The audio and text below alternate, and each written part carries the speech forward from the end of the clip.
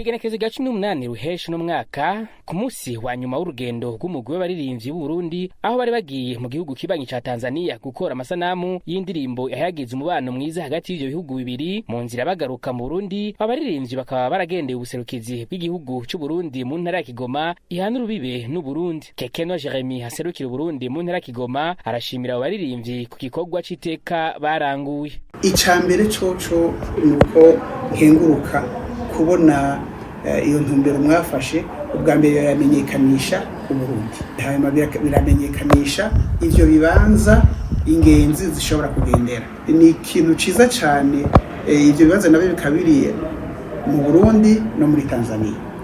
Hanyuma ikintu gikuru gituma abahinga mu by'ubuhizi kuririmba n'ibindi na cyane mwebwe abaje n'abaririmbyi bituma bagura ubumenyi bakabona ibindi birere, ariko kandi bakabona kumbure n'abandi bagenzi babo. Ivyo bibandanya gukomeza imigenderanire ihasanzwe hagati y'ibihugu byacu bibiri, Uburundi na Tanzania, hagati y'abarundi n'abatanzania.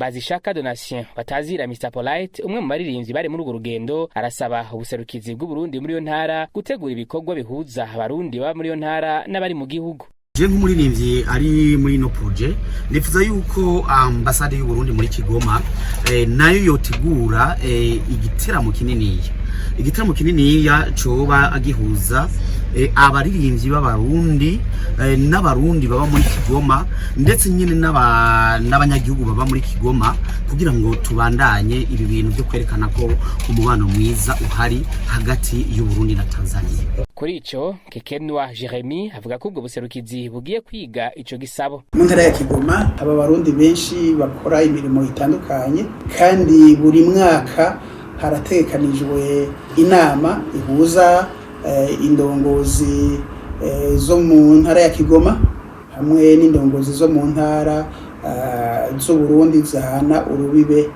n'intara ya Kigoma.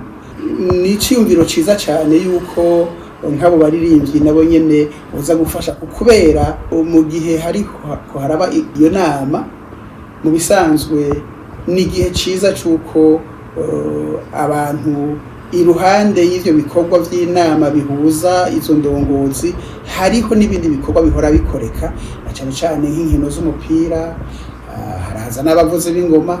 Ubu rero hiyongereyemo rero n'abaririmbyi, byo ibintu vyiza cyane gusumba. Ubwo rugendo rw'abaririmbyi b'u Burundi bagiye gusohora indirimbo mu gihugu ca Tanzania ni kimwe mu bikorwa ubuserukizi bw'ico gihugu hano mu Burundi buvuga ko bwiye kwama burangura.